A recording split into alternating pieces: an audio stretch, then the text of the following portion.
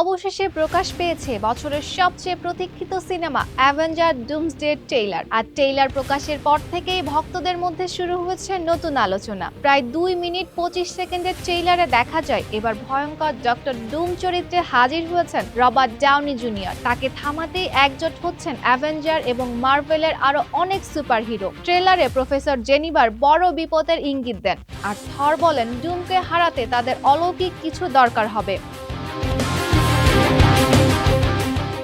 সবচেয়ে বড় চমক, স্টিভ রজার্স চরিত্রে ফিরছেন ক্রিস ইভান্স। অ্যাভেঞ্জার এন্ড গেমের পর এই প্রথম আবার তাকে এই চরিত্রে দেখা যাবে। এছাড়া ট্রেলারে Shang Chi, Yelena Belova, Fantastic Four, Magneto, Loki, Ant Man, Black Panther সহ আরো অনেক জনপ্রিয় চরিত্রের উপস্থিতি দেখা গেছে।